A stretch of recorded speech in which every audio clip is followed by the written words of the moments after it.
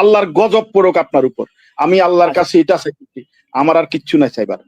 আমি আল্লাহ এই মাহবুবের যেন এই লাইফ থেকে গেলে আর যেন না পাই, তোমার না মাহবুবকে তুমি নিয়ে যাও আল্লাহ। দেখাই দিছি তো গোল চিহ্ন দিয়ে। আপনি দেখেন তো, আমি তো পাই না, আপনি দেখান, পয়রা দেখান কোথায় আপশব্দ লেখা আছে। এই যে দেখান কেন সব শব্দ একসাথে থাকতে একটা আয়াতের মধ্যে একটা আয়াতে সব শব্দ ভিন্ন নাম থাকার কারণটা কি? অবশ্যই তো ভিন্ন অর্থ। আচ্ছা ঠিক আছে, আপনার সাথে আর এই বিষয়ে কথা বলার প্রয়োজন নাই। কেন কারণটা কি? কারণটা কি? আপনি একজন মূর্খ বাজে লোক, আপনি তো একটা জাহেল মিথ্যাবাদী, প্রমাণ করলাম। লেখা আছে 51 নম্বর পর বেটা পর, ওই বেটা পর 51 নম্বর পর বেটা তুই পয়রা পর দেখা, তুই দেখা। না এ বেটা এ ভাই আমি দুই ভাইকে একটু না ওই আপনি কারো অনুবাদ সঠিক না বেশি কেমনে বুঝলেন? আচ্ছা আমি ওমান কানা অনুবাদ যে সঠিক এটা দলিল কি? আচ্ছা ঠিক আছে, তার মানে আপনি দলিল মানে অনুবাদে বিশ্বাসী না?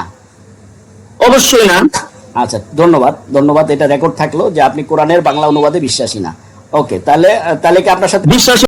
আমি যে লাশের গোসল করাই এটা তো আল্লাহর ইচ্ছাই করাই, আল্লাহর ইচ্ছাই করাই। মানে আপনি ধর্ষণ করলে সেটা আল্লাহর ইচ্ছা আপনি ধর্ষণ করেন। আপনি দর্শন থেকে বাঁচতে পারবেন না আল্লাহ যদি না বাঁচান।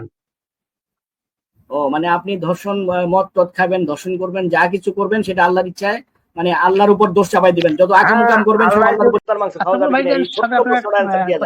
এই ছোট্ট প্রশ্নটা ভাই, এটা রিকোয়েস্ট ভাই, আমরা একটু এই মামুলি প্রশ্নটার অ্যানসার দিয়ে যান। কুত্তার মাংস খাওয়া যাবে কিনা? হালাল না? আপনি মনে হয় আজকে কুত্তার মাংস খাইছেন?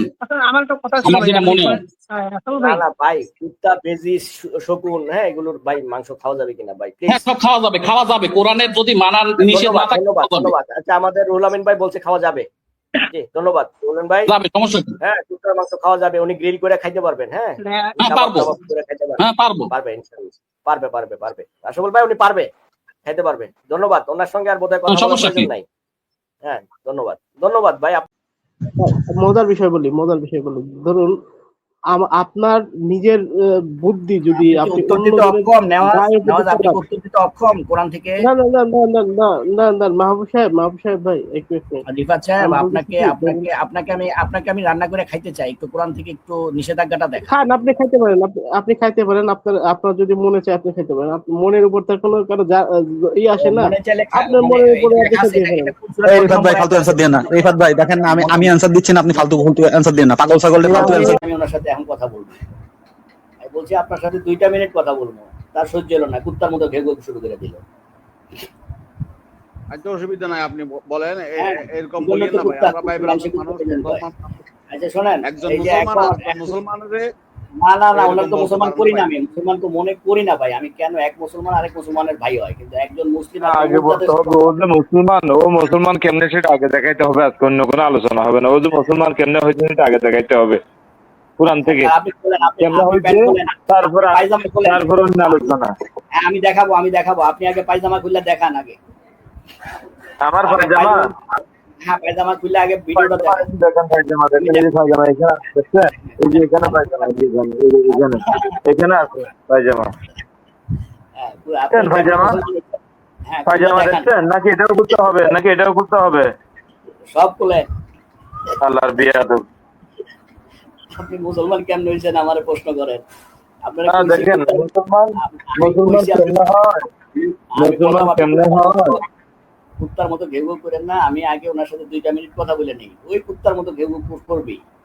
উনি এখন আমার মুসলিম হওয়ার প্রমাণ চায়, উনি আগে ল্যাংটা হয়ে দেখাক। খগেন দি উত্তর দেন, তাফসীর সব নিয়েছেন পৃথিবীর, একটু বুঝাই দেন। আমি তো ভাই জানতে আইছিলাম যে আপনারা এই ভাই আমরা কোরআন দিয়ে কোরআন সব বুঝতে আল্লাহ কয় না। এই শোনেন, আমরা ধরেন এই আয়াত বুঝি নাই, কথা বুঝেন। আপনি তো বলছেন আপনি সকল ওই তাফসীর কারক বই দিয়ে না, আমাকে একটু বুঝাই দেন। যদি না বুঝাইতে পারেন আপনারা খগেন 3 বলবো, আপনি একটু বুঝান। তো ভাই জানতে আইছি আপনারা শুধু কোরআন মানেন, তাহলে এই আরে ভাই আমরা তো মানছি খগেন, আমরা জানি না, আমরা তো স্বীকার করছি আমরা জানি না, আমরা খগেন 1 2, আপনি 3 হন, আপনি মানেন না আপনি 3 খগেন, তাহলে আপনি খগেন 3। মিজান ভাই উনি খগেন 3, ঠিক আছে?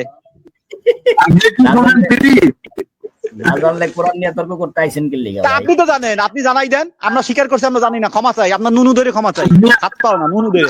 নতুন নিয়ম আসার পরে তো পুরাতন নিয়ম বাতিল হয়ে গেছে, আর পুরাতন নিয়ম থেকে তো আপনি রজমের আয়াতটা পেয়েছেন, মানে পাথর মেরে মানে হত্যা করতে হবে। এখন নতুন নিয়মটা বানালো কারা? যারা নতুন করে বাইবেলকে রচনা করছে তারা আপনি যে বলেন নতুন নিয়ম আপনি নতুন নিয়ম জানা আপনার উচিত, কারণ যারা সংস্কার করছে, যে সমস্ত পণ্ডিতগণ বা এই বাইবেলকে হাতে কলমে নিজের মতো করে সাজিয়েছে, তাদেরকে নতুন নিয়ম বলতেছেন?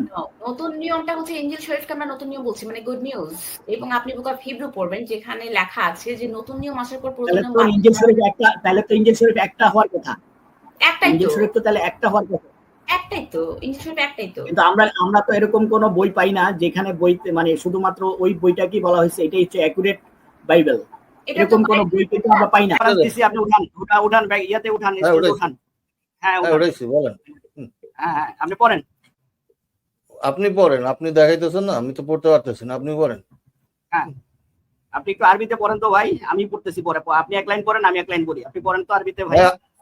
আমি তো আরবি জানি না, আমি আরবি কেমনে বলবো? আরবি জানেন না তা আপনি কোরআন বিশ্লেষণ কেন করেন? আপনার লজ্জা করে না? কিসের আরবি না জানা তুই কোরআন বিশ্লেষণ করা জানেন না কেন? পরিপূর্ণ জীবন বিধান।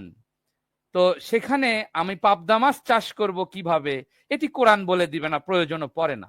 তারা তখন কি করে, হাদিসে দৌড় দেয় পাবদা মাছ চাষের জন্য। তো আমি সেরকমই কিছু কমেন্ট আপনাদের সামনে তুলে ধরছি।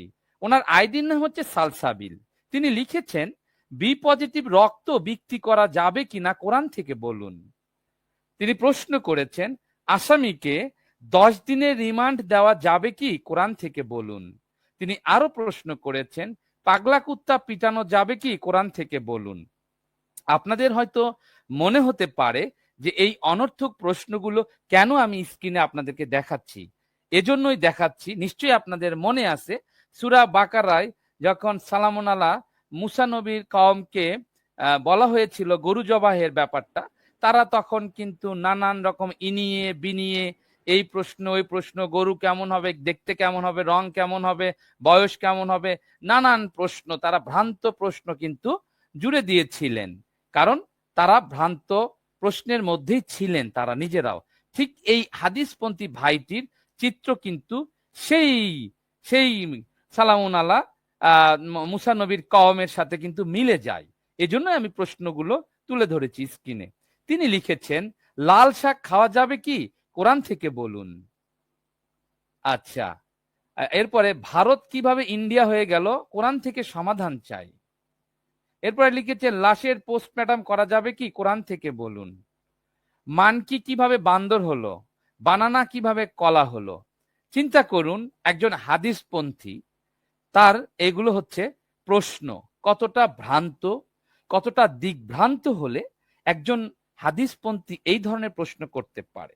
তো তার এই ধরনের প্রশ্নের জন্য তাকে আজকে একটি পুরস্কৃত করা হয়েছে। আমি একটু সেটা আপনাদের সামনে তুলে ধরতে চাই।